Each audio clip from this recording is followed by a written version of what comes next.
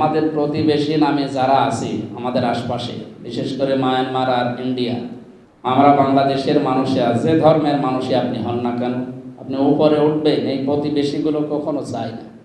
এই জন্যে এদেশের মেধার স্বাক্ষর রাখার পরও যখন এদের মর্যাদা দিতে পারি না, তখন এরা বাইরে চলে যায়।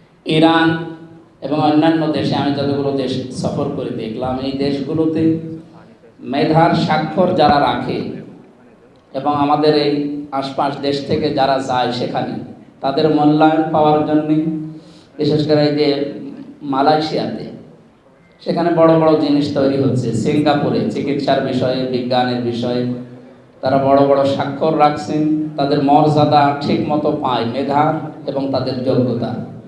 আমাদের দেশে এগুলো দেওয়া হয়নি দুইটা কারণে। একটা হচ্ছে দুর্নীতির কারণে। দুর্নীতি আমাদের সব নষ্ট করে দিয়েছে। আমি যেহেতু একটা দলের আদর্শ মেনে চলি, আপনারা জানেন, বাংলাদেশ জামাত ইসলামী, এখানে বিভিন্ন রাজনৈতিক আদর্শের মানুষ থাকতে পারেন। আমি আমারটা বলছি। আমি ডাক্তার শফিকুর রহমান হাফিজাহুল্লাহ উনি কয়েকদিন আগে ঘোষণা দিয়েছেন জাতীয় সমাবেশে, এদেশে যদি ইসলাম, বিশেষ করে জামাত ইসলামী বাংলাদেশ রাষ্ট্রীয় ক্ষমতায় যেতে পারে আপনাদের ভোটে এবং আল্লাহর দয়ায়, উনি যে সমস্ত শর্তগুলো দিলে, বাংলাদেশে কোনো রাজনৈতিক দল এই শর্ত এখনো দিতে পারে নাই, আমার মনে হয় তারা পারবেও না। আপনারা দেখেছেন এদেশে আমার কুষ্টিয়ার একজন ঘোষণা দিয়েছে, এমপি হতে হলে যদি 100 কোটি টাকা খরচ করা লাগে আমি করব। বলেন তো 100 কোটি টাকা খরচ করেও কি লাভ? আমিরে জামাত বলেছে আমরা সরকারের কোনো গাড়ি ব্যবহার করব না, কোনো প্লট ফ্ল্যাট নেব না, এবং যে বাজেট আসবে এটা জনগণের সামনে স্পষ্টভাবে ঘোষণা দেওয়া হবে যে এটা এসেছে, এই খরচ হয়েছে। শুধু জামাত ইসলামী বাংলাদেশ বাদ দিয়ে বাংলাদেশে কোনো দল বুকে হাত দিয়ে কথা বলার সাহসও রাখে না। রাখবে কি করে? যারা আগেই বলে যে 100 কোটি টাকা খরচ করব, 5000 কোটি টাকার মালিক হব, নাউজুবিল্লাহ। আর আমাদের 1 টাকা খরচও নেই, মালিক হওয়ার কোনো সম্ভাবনাও নেই। আরও যা আছে 5 বছর পরে দেখা যাচ্ছে 100 টাকা থাকলে 90 টাকা হয়ে যাবে। তো সেই হিসাবে বাংলাদেশের দুর্নীতি মুক্ত যদি আমরা দেখতে পারি সামনে, যে মেধার স্বাক্ষর আপনারা রেখেছেন, এটা সর্বোচ্চ জায়গায় পৌঁছিয়ে দেওয়া হবে ইনশাআল্লাহ। আপনাদের কন্ট্রোল করার জন্য ইসলামী ছাত্র শিবির, এটাও একটা রহমত। কারণ এদের যে সমস্ত জিনিসগুলো পূরণ করে আস্তে আস্তে উপরে তোলা লাগে, বাংলাদেশে কোনো সংগঠনে এইরকম নিয়ম নীতি নেই। ইসলামী অন্যান্য কয়েকটা পেয়েছি, কিন্তু তারা এখান থেকে ধার করে নিয়েছে। আমি নাম নাই নিলাম, যাইগুলোই দেখলাম ইসলামী, সেগুলো এখান থেকে ধার করা, অথচ এরা মেধা দিয়ে এগুলো সব তৈরি করে রেখেছে।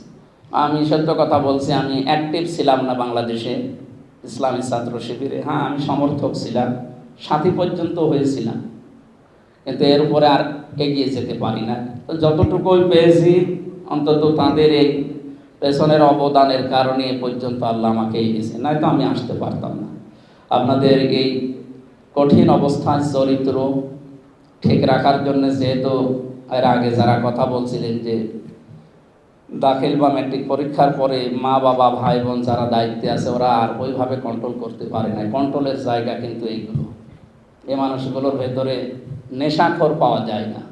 আর অন্যান্য সংগঠনের দিকে তাকান, আমি নিজে দেখেছি বিশ্ববিদ্যালয়ে মদ দিয়ে কুলি করছে সকালে, আরও জুতা দিয়ে একটা শিক্ষককে পিটাচ্ছে, অথচ মাস্টার্সে পড়ে।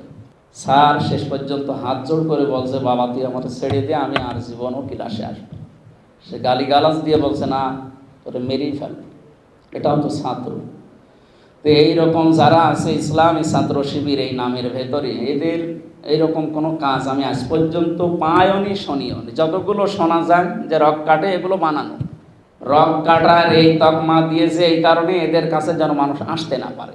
যেন আপনি একটু এসে দেখেন, আমি হালকা এসে যদি অন্তত আমি এ পর্যন্ত ঠিক রাখতে পারি, আপনি আর একটু মেশে আপনি ঠিক হয়ে যাবেন ইনশাআল্লাহ। আর আপনাকে গড়ে তুলবে ওই ধাসে ধাসে, যেহেতু ইন্নাকা কাদিহুন ইলা রাব্বিকা কাদহান ফামুলাকি। আল্লাহর সাথে সাক্ষাৎ করতে হলে এই পরিশ্রমের মাধ্যমে, এই কন্ট্রোলের মাধ্যমে যাওয়া লাগবে। আল্লাহ আমাদের তৌফিক দিন। আর হাদিসের একটা অংশ পড়েছিলাম, আশাবু নাশা ফি ইবাদাতিল্লাহ, যারা যৌবন বয়সটা ঠিক রাখতে পারে, বিশেষ করে 14 থেকে 30, এই 16টা বছর যদি কন্ট্রোল করা যায়, আপনার এই শিশু বয়সের আর বৃদ্ধ বয়সের জবাব আল্লাহর কাছে দেওয়া লাগবে। কারণ বুড়ো হয়ে গেলেও জবাব আল্লাহ নিয়ে কি করবে। আর ওই বয়স এই 1 থেকে 12-14 বছর পর্যন্ত শুনলেন যে হিসাব নেই। সুতরাং মাঝখানের এই 16টা বছর যদি কন্ট্রোল করা যায়, আশা করছি আমাদের জীবন সাকসেস হবে। আর সে একটা মেশিন বা ফ্যাক্টরি হচ্ছে ইসলামিক ছাত্র শিবির।